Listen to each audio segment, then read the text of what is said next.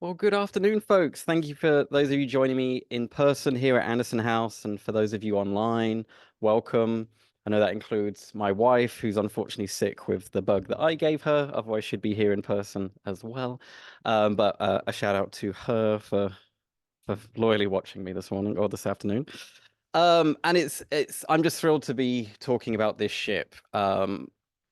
Both from a material culture point of view. As a model, it's fabulous. As Andrew mentioned in the introduction, we believe it to be about 1834, the creation of this model.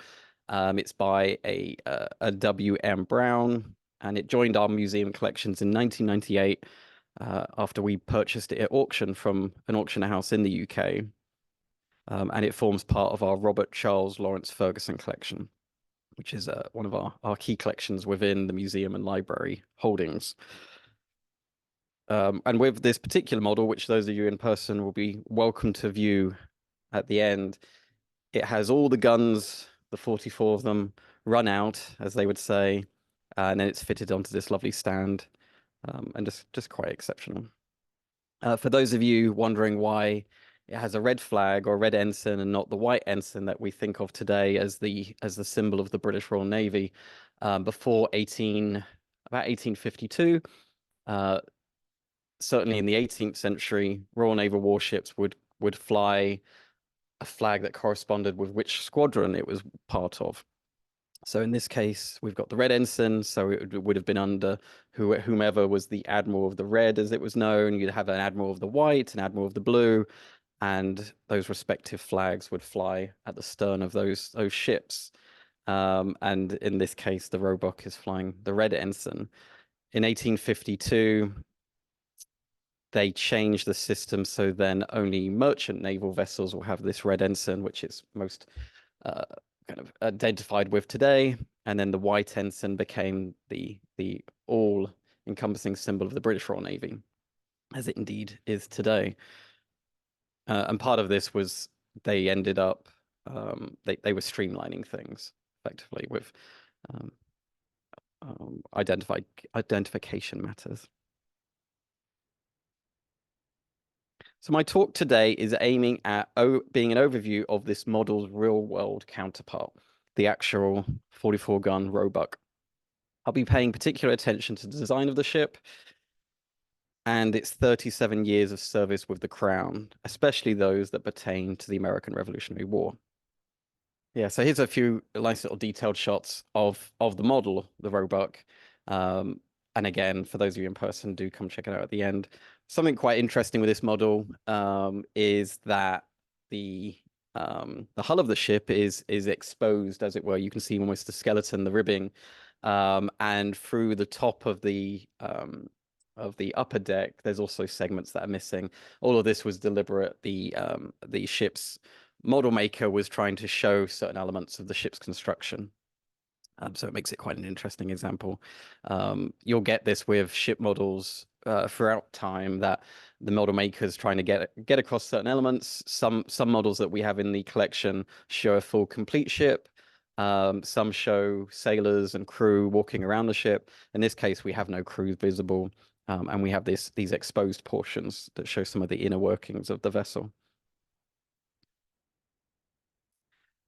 So the Roebuck was a fifth rate. And if you do have questions about the rating system and how that all comes about, I can answer that a little bit later on. But I decided not to dabble too much in the minutiae of this kind of thing.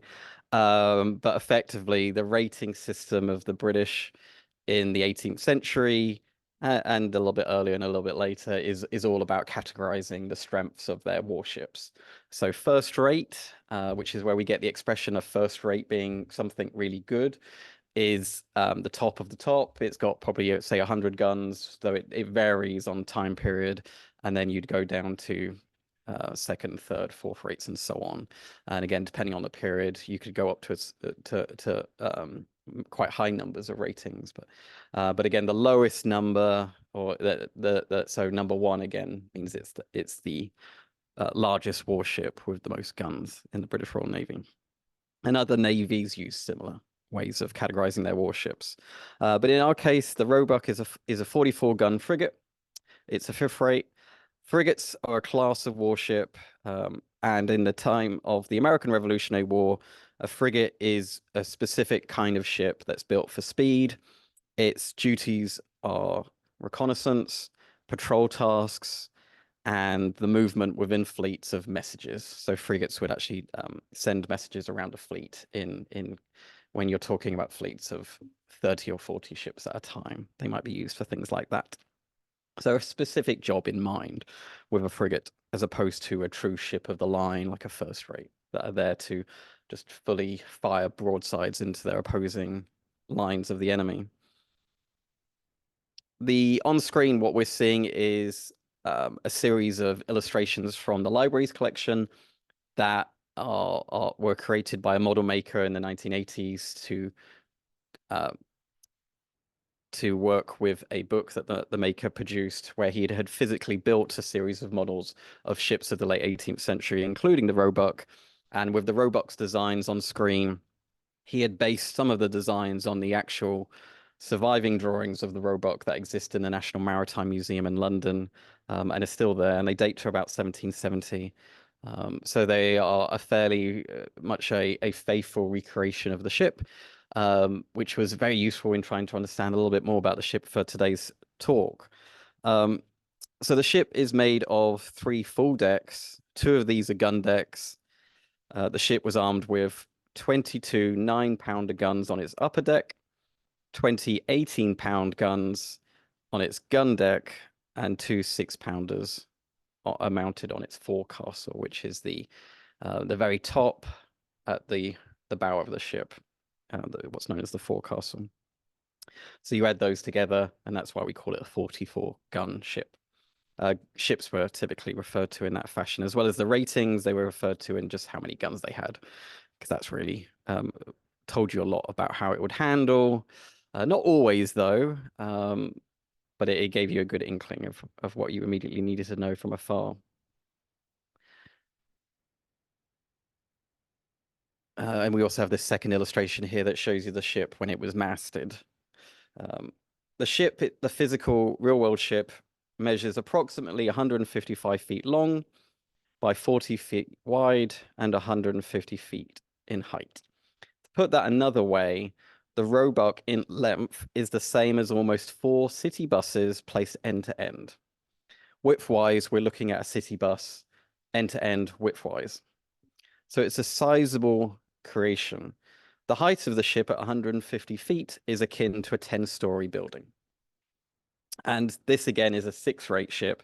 So in the grand scheme of things, it's small compared to, say, and I had to mention it, HMS Victory, which is a triple-decker ship of the line, 110 guns, I want to say. Anyway, the Roebuck is a design of frigate within frigates that is suitable specifically for shallower waters, which there was debate at the time and today whether or not it was out of date, arguably so for what the ships would be being used for in terms of fleet on fleet actions. But vessels then as now are built to do specific jobs. And so when we bear that in mind, what we come to talk about will hopefully make a little bit more sense. So it was built for shallow waters in mind, it having a lower draft compared to its similarly armed cousins. It was a design largely unsuitable, it was believed, for fighting at open sea when the waters it would encounter were anything but calm. And that's because the lower or gun deck, its portholes were placed in such a way that in a stormier sea, they could see water come through them. Whereas in some of the other frigates that were becoming more of the mainstay of the British fleet, the measurements were slightly different, and this wasn't so much an issue. But, and crucially, in bays and inland waterways, this was not going to be a problem. And the crew of the Roebuck would use all of these design elements to great aplomb during the American Revolutionary War.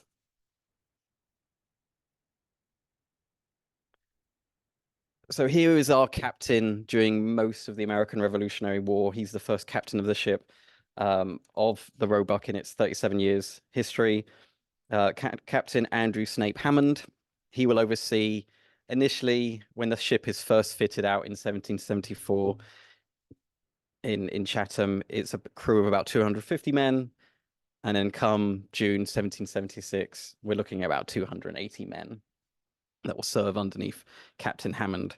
Hammond here, who the illustration is an engraving from a Sir Thomas Lawrence portrait of Hammond in later life. He will be a career naval man. He joins the Navy at the age of 15. He will go on to see extensive and very interesting service, which we'll touch on in the American Revolutionary War. He'd also served in the 7 Years' War prior to the American Revolution.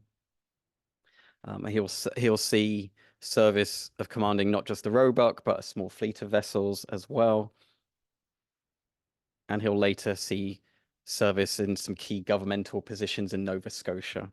Notably, he was the Lieutenant Governor of Nova Scotia for a short time at the closing years of the Revolutionary War, before, when he's back in the UK, what becomes known as the UK, he will be a sitting member of Parliament and become the comptroller of the British Navy for about 12 years. So the Revolutionary War years, of course, that will be key with what we're talking about, being that we are the American Revolution Institution. And very interestingly, through the Roebuck's timing, it enters service 1 year prior to the outbreak of the Revolutionary War. So its timing could not be more fortuitous, because again, it's very ideally suited to inland waterways.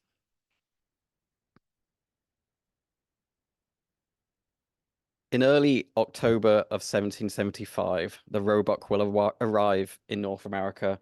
Initially, it will pull into Halifax, Nova Scotia. Interestingly, Captain Hammond, who I just mentioned, almost died on the voyage over from Britain to Nova Scotia.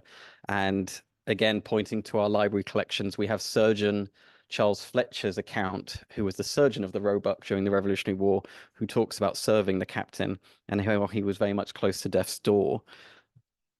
So not a great start for him, but fortunately, by the time they pull into Nova Scotia, he's doing a lot better. And Fletcher does talk about some of the treatments that he provided for the captain. In short order, the Roebuck will be dispatched to the eastern seaboard of the 13 American colonies, now at war with Great Britain. And I have two accounts straight away to give you an idea of the typical work that the Roebuck would see. And these two specific first-hand accounts relate specifically to the Roebuck. The first of these is from an American, Henry Fisher, writing in Lewistown to Congress on April 12, 1777. And he writes, "Yesterday morning, the ship Morris, this being an American vessel, under the Captain Anderson, was chased into the mouth of our bay by a frigate. The Roebuck made sail after her. Captain Anderson run his ship ashore about half a mile from the lighthouse.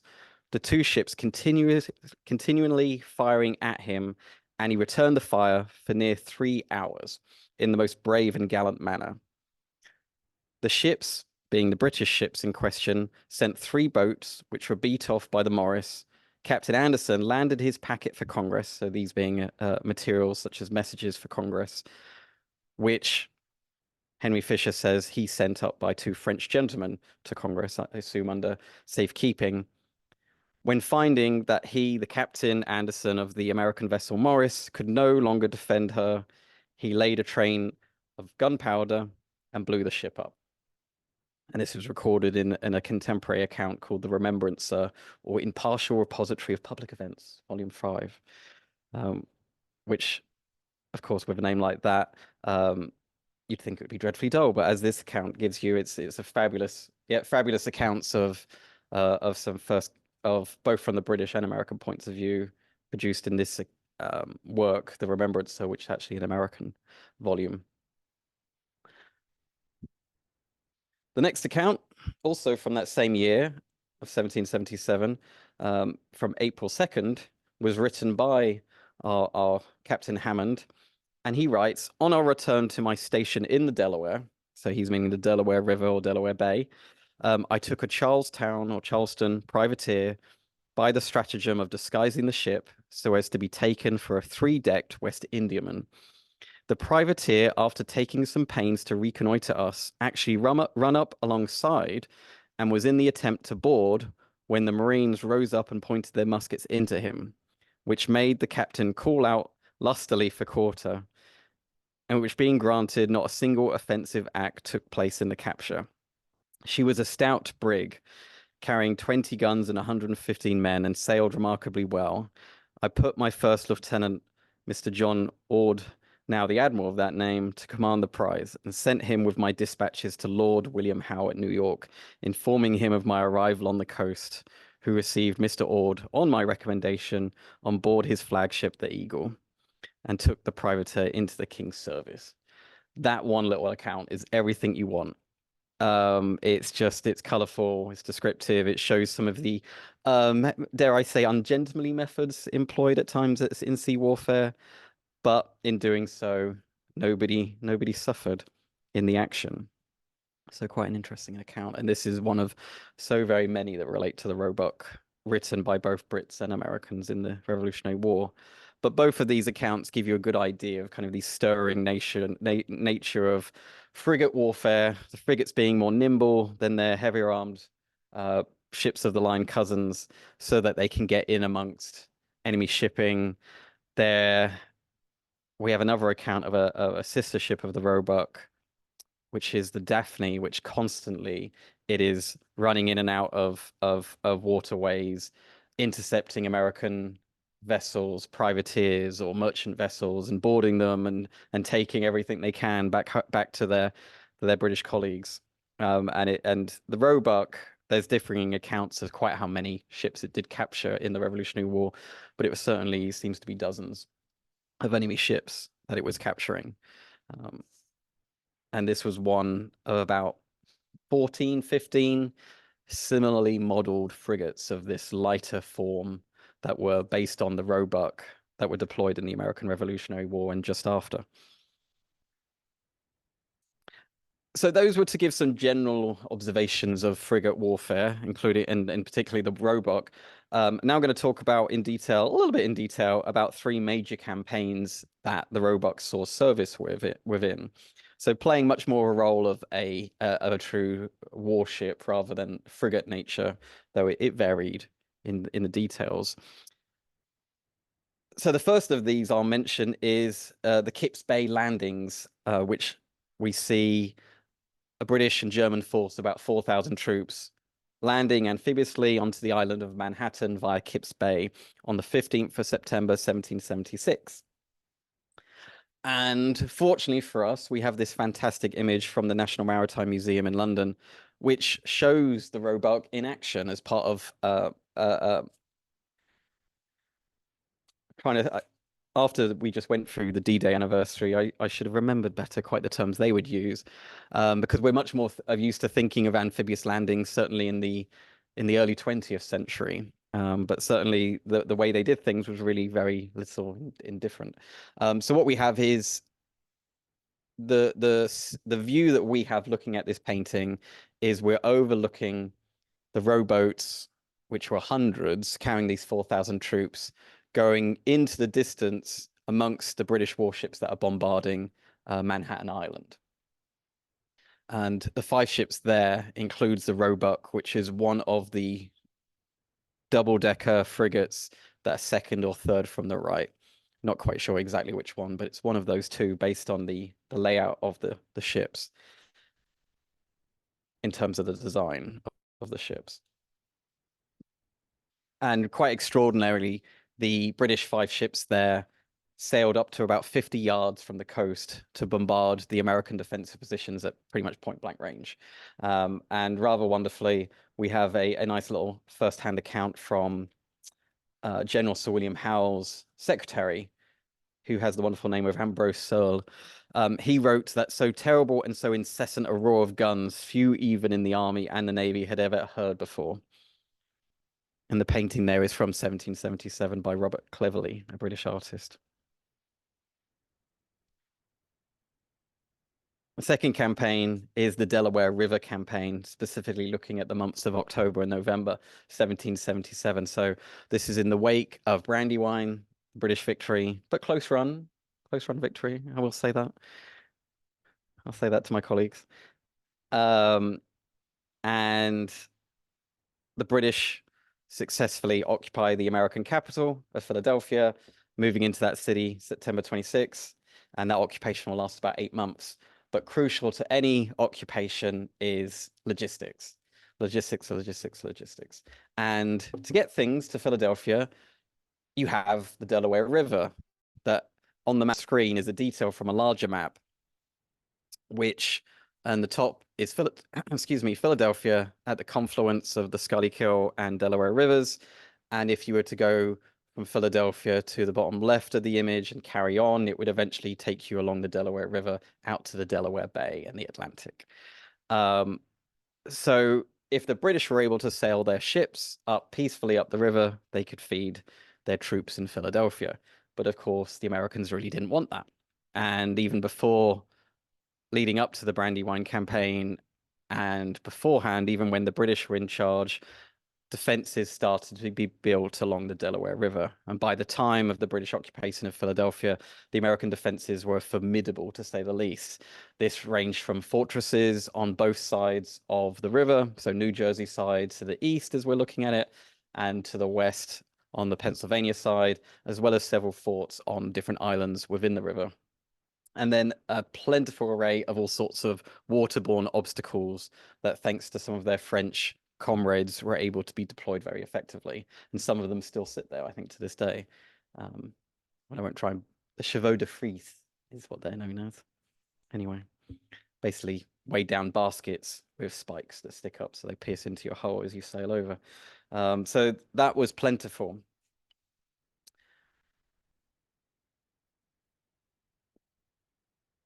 On November 15th, the British will attack a fort called Fort Mudd on Mudd Island, more commonly known as Fort Mifflin.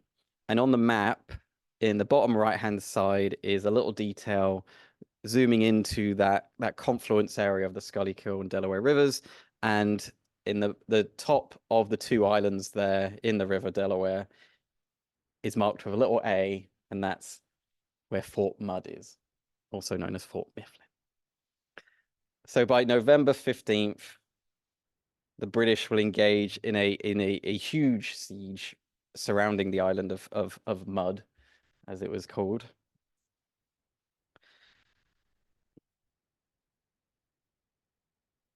Oh, there we go, as I find my place. Oh, that's right. There we go. And unfortunately for us, William Elliot, a lieutenant in the British Royal Navy, depicted the scene of the Roebuck, which is actually with its stern facing the viewer, bottom right of the view is the Roebuck and several of its comrades bombarding Fort Mudd. And I should say, to go back a little bit, you get where is it?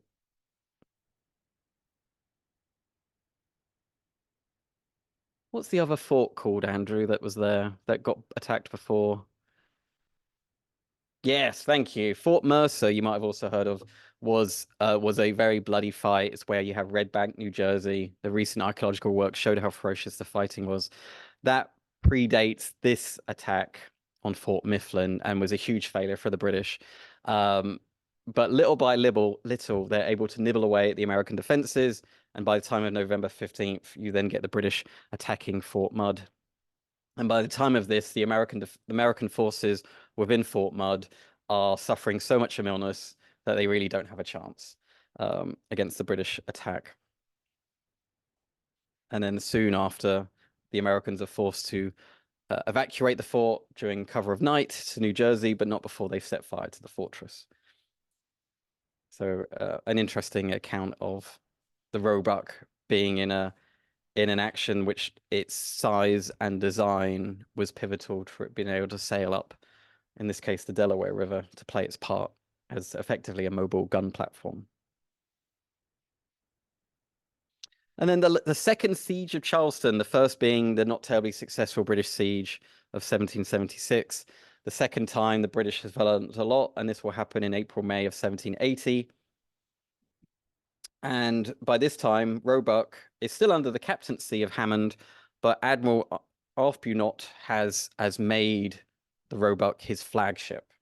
So Arbuthnot will be in charge of the naval forces at the Siege of Charleston in 1780. while on land, you'll have Sir Henry Clinton coming down from New York with a sizable British force.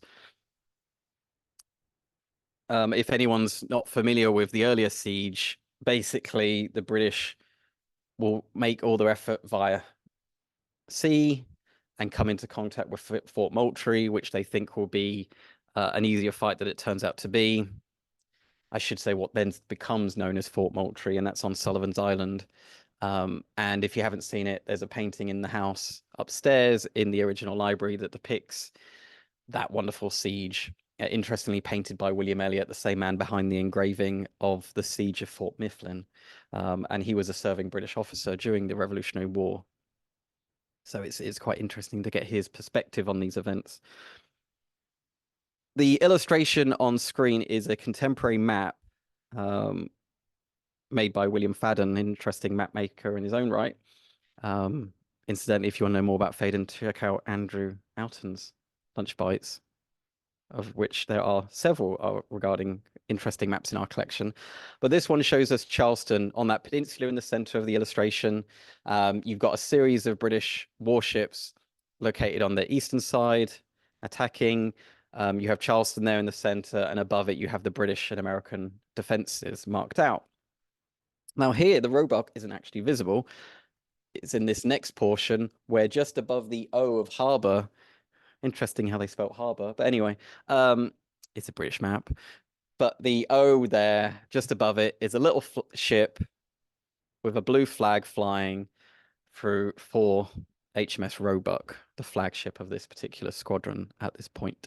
So he's way back watching. Though interestingly, again, it's the light design of the Roebuck and some of its sister ships plays its part again. And actually, the colorful individual of Bannister Tarleton and his history of the American Revolution, and Tarleton himself was quite successful in his cavalry actions at the siege of Charleston, but he recorded that the Roebuck and some of its sister ships were able to unload some of their excess weight and get over some of the bars, the sandbars within Charleston Harbor, that allow them to actually get forward to help be involved in the siege of Charleston. Whereas in the earlier siege of Charleston in 1776, several of the ships are grounded. One even so much so that it's set on fire by the British sailors because they can't get it out. So by this time, they have learnt their lessons and are able to deploy these lighter ships to such great effect to get closer to the defenses. And also in the case of Fort Moultrie, they entirely avoid it to not get sucked into the battle that they fought those couple of years earlier.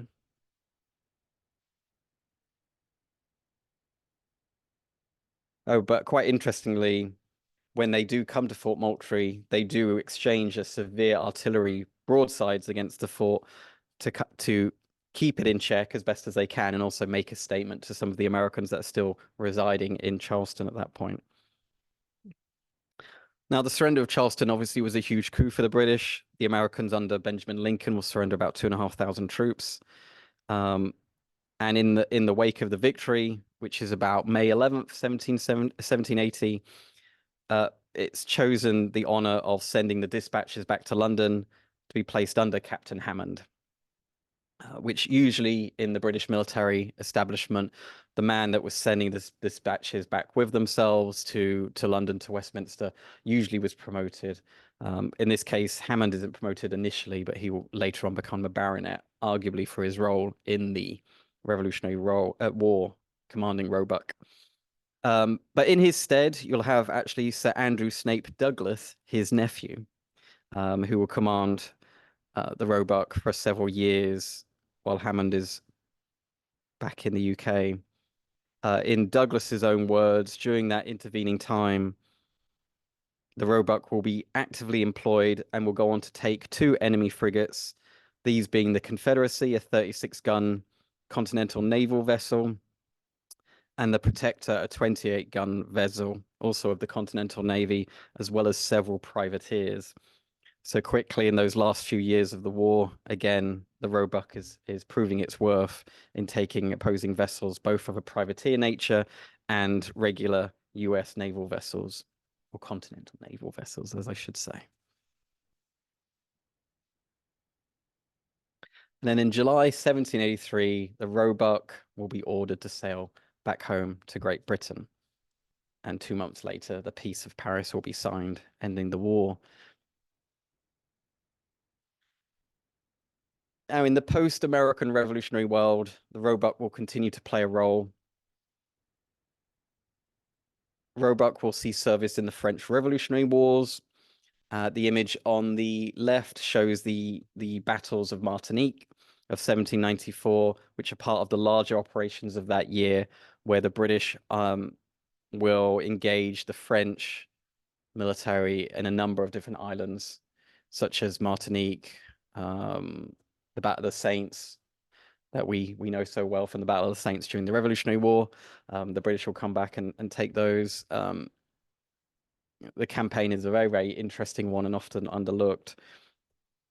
And on the right there, we have the 1799 campaign, the Anglo-Russian expedition against the Batavian Republic, what had been Holland, and Napoleon renamed it and rejigged it a little bit, which at that point, the Roebuck will be acting as a hospital and troop ship. So no longer is the Roebuck a frontline warship. It is now chiefly a troop transport or hospital ship, or both in some of these campaigns.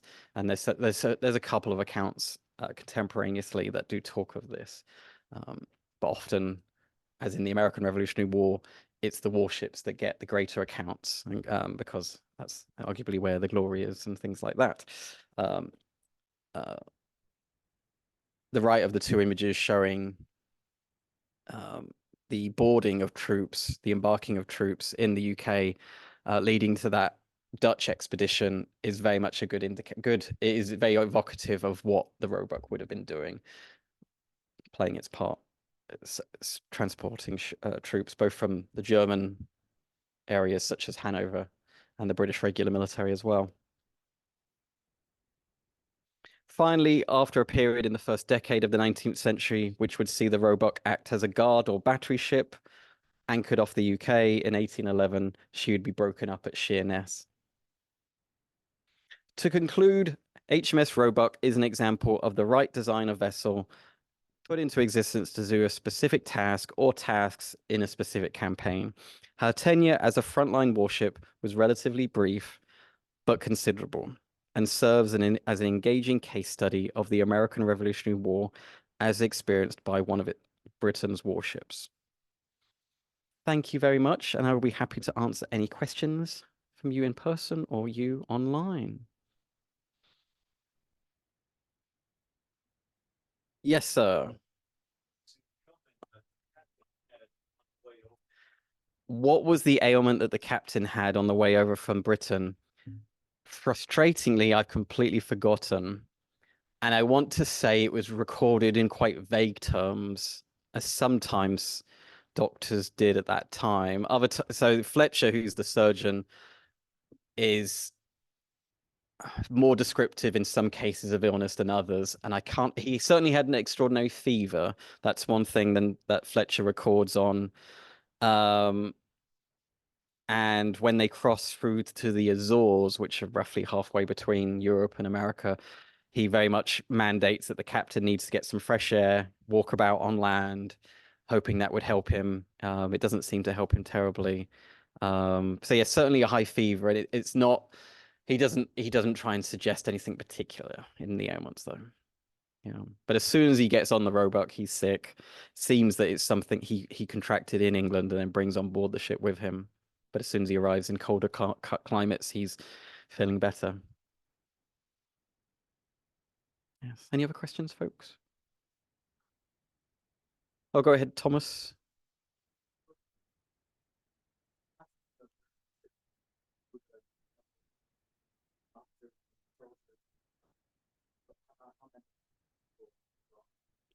Yes, a good question about how many people were on the ship. So it changed based on the career of the ship, and certainly it would have been radically different in later years, which wasn't quite what I was delving into here. But in the Revolutionary War, we're looking at about 280 crew, and that would be your mixture of the officers, the men, and the Marine detachment that would be on board the ship. Yeah, so it did vary a little bit. Did vary a little bit. Yes, sir. Ever experience any damage during it, it was fired upon, it was in battle? Yes, very good question. So, was the Roebuck, what did the Roebuck ever receive damage in combat? Indeed, it did. In the Delaware River campaign, and I focused on the action at Fort Mifflin or Fort Mudd, but it was involved in various smaller skirmishes with ship-on-ship action. Um, some of these actually similarly to that one account that I give of um, what's his name? Henry Fisher writes with this 3 hour gun battle between the Morris and the Roebuck. There's another action where they talk about how that they enumerate how many times the Roebuck was hit. Um, and this was when the Roebuck is fighting off galleys, which are road craft, as well as some other lighter vessels which have sails, but certainly not as large as the Roebuck or thereabouts. But still, the Americans put up such an effort that it forces the Roebuck to retire, and it received extensive damage. Nothing so much that it put it out of action, but it forced it to retire. In that particular action, I want to say they lost 3 men. So it did see extensive action, so much so that it received damage and it did lose crew members throughout the war. Yes. Displacement of the ship. What was it? The displacement? Gosh, off the top of my head, the displacement of the ship is something like, I know the number, but I'm trying to remember the bit after it. I'll come back to that if I think of it. Yeah, it's almost in my head. Yes, Beth, did you have a question?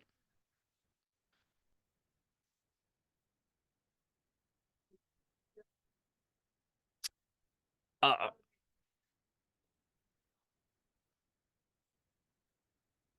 yes, very good questions. Very good questions. So I glossed over the construction of the ship.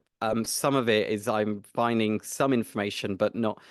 I'm waiting on getting confirming some primary source material. But roughly, um, it seems that the ship construction starts at about 1770, maybe as early as 1769, and then she's completed in about June of 1774. And she was built in Chatham, just outside London, on what has been a very prominent shipyard for the British Navy, for going back to Henry VIII's time. So yeah, that's where she was built, and then she was fitted out at Chatham, which means they put guns on her basically and finish up everything, and then they sailed her around to Spithead, which is off the coast of Portsmouth in the south of England, um, where you'll see Nelson's flagship Victory today, and that's where she was victualled, which basically meant they put food and drinks and all the food stuffs that you need, and that takes a couple months, and that's when they then fully crew the ship at that point. Um, Before that, actually, it's quite nice because we get Fletcher is put on the ship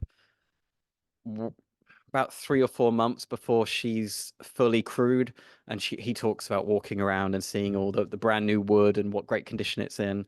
According to him, I have no idea, but it's quite lovely, colorful account that he's able to kind of enjoy her at his leisure when there's no crew or very few of the crew on board. Because they would only bring your crew on because they're paying them, so they only want to pay your crew when they absolutely must. Yeah. Oh, and then so in terms of where they would have repaired her, so depending on the extents of damage at any one time, British Royal Navy warships could be repaired considerably at sea. But thanks to the British having taken New York, thanks in part to the Roebuck in 1776, New York would be the primary base of operations for the British fleet in North America, or at least in the American colonies. But they would, if needed, they could take it further away to Nova Scotia. But the closest place was New York for decent facilities. Yeah. Andrew? Any questions from Zoom?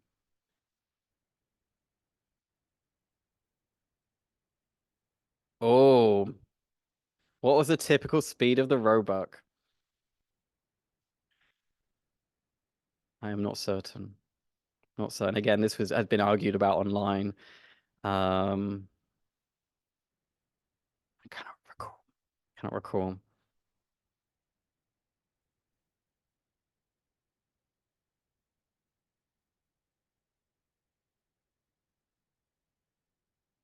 Oh, so the engagement of the Morris on the Delaware Bay, only that what I provided today from Henry Fisher.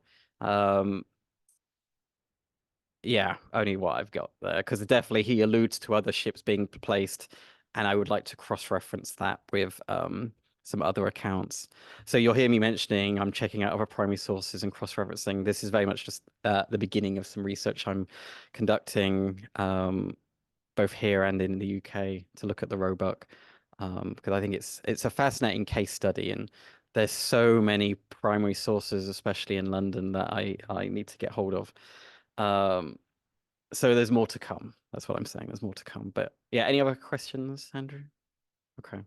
Well, lovely. If there's no other questions in person, and I'll be around, and certainly for those of you in person, please come up and look at the ship with me. But thank you very much for joining me. Um, for those of you wishing, or if you wish to tell friends, we'll be getting this online in the coming weeks.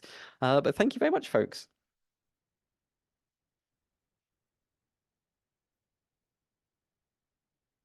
Or maybe sooner. Maybe sooner.